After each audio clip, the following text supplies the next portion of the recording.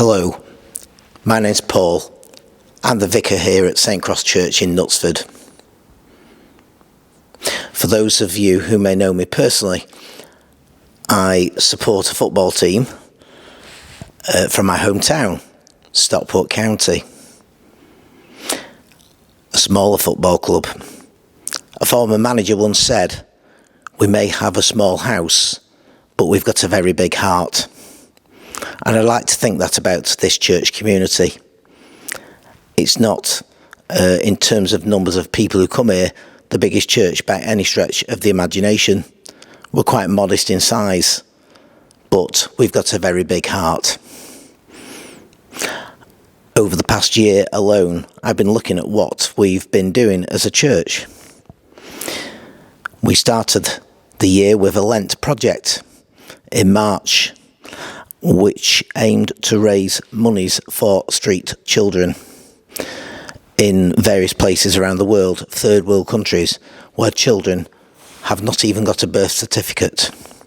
By providing children with a birth certificate, it gave them a fresh start in life, an identity and dignity, and improved their life chances. We sent clothes to the Ukraine, supporting the Knutsford Rotary by filling ambulances with lots of clothes and other essential items that the people of the Ukraine desperately need. Our Mothers Union have run a project for Kids Bank, and we've provided lots of baby wear and toiletries, which will be taken to the Mothers Union meeting next month and distributed in the diocese. At Harvest, we collected £420 to send goats to Africa. We initially aimed to send one goat, but people were so generous, we're sending 9, which will give 9 families a chance to establish themselves and to farm within their own means. Self-Help Africa is a charity which we supported there. And of course in Harvest we had our collection of food produce for the local community. We host the food bank in this church for Hope Central, and our hall is used for the courses that Hope Central runs for the local community.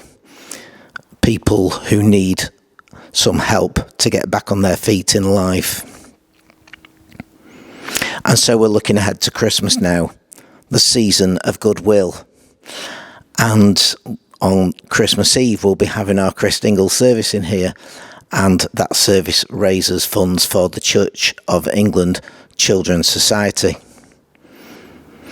And we'll be having a toy collection through November and a toy service on the 1st of December. The collection has already started, and a small selection of items are here.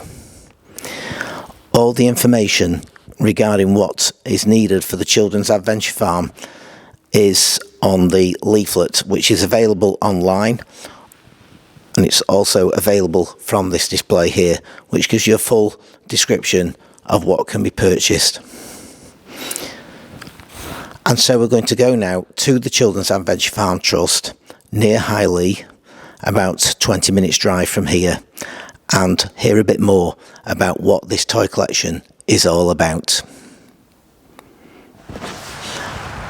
So here we are at the Children's Adventure Farm, and Hill, a reader at St Cross Church, and myself, we've come here for an afternoon, and we've come to meet Hannah Graham, who's the fundraising lead at the Children's Adventure Farm. Hello, Hannah. Nice to meet you.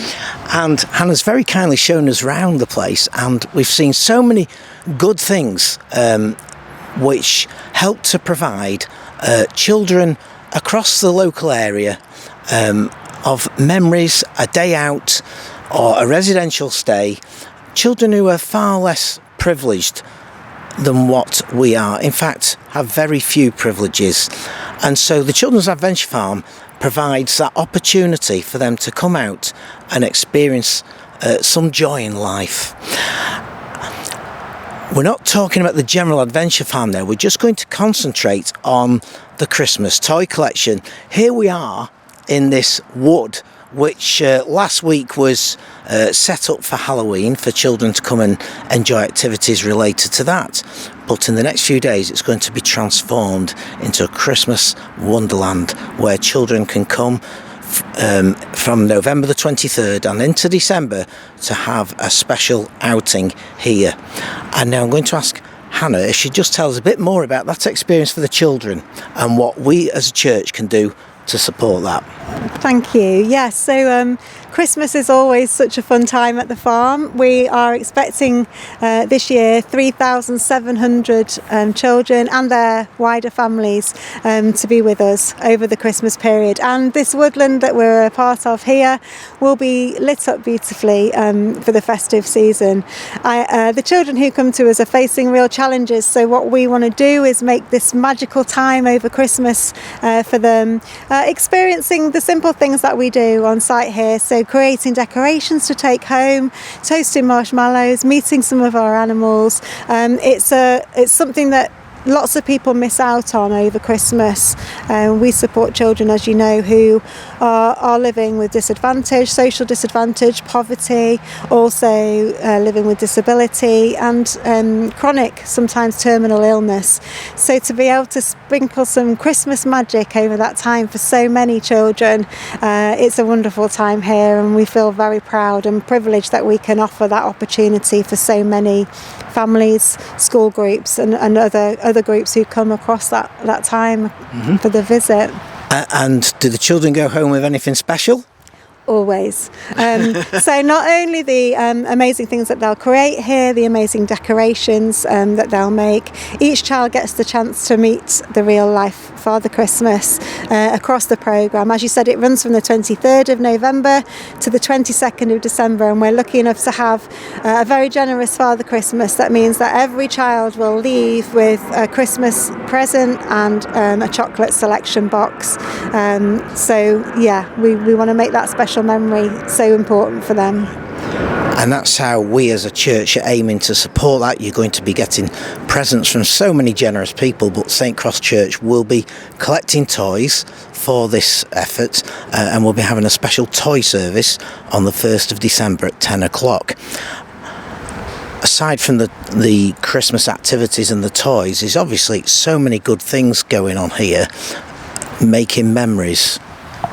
So can you think of anything specifically that's, a special memory from one of the children who came round or over the years? So I mean, something spring to mind? We always say we're trying to make memories that last a lifetime, but so many memories are made for us as staff members as well. I personally had an experience the other day where, showing a potential corporate supporter around, I found there was a young child wrapping around my leg, Miss, please can I ask you a question? And we were actually moving up to where our duck pond is.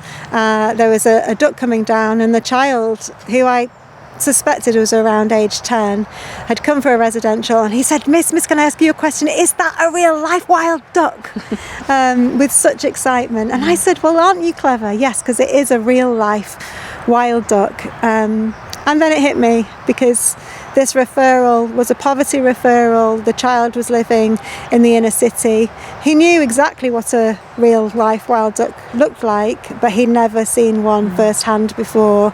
And for him to have that experience, it's a classic example of the simplicity of what we do, but the impact being so huge, to be able to deliver that opportunity for something that every child should have, but many miss out on. Oh, wonderful. Yeah. And you keep using the word simple, but I was thinking of the phrase, it's a gift to be simple, and you give wonderful, wonderful gifts all the time to these children, so thank you. Oh, thank you. It's something that we try to do.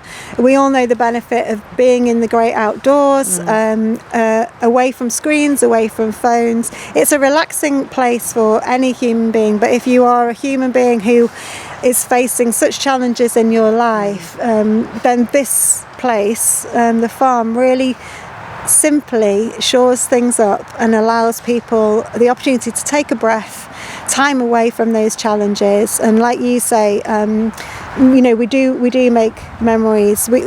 As part of our constitution, we recognise we can't change a child's life, but we can make memories that last a lifetime, and make them realise that whatever they're facing isn't forever, and there are spaces in between where they can have a breath. And not just the children, actually, their whole family, because they come often as part of their family group. And to see your own child thriving when they're facing so many difficulties in itself is a gift. Wonderful. Well, thank you very much for that. So, as we conclude this video, I'd just like to close with that verse from John's first letter. See what love the Father has given us, that we should be called children of God. And that is what we are. And so I hope you feel inspired to purchase a toy or hygienic products or other things that are on that list that we've got on the flyer in our church to help transform or bring some joy into someone's life. There's no greater gift you can give at Christmas than that. Thank you.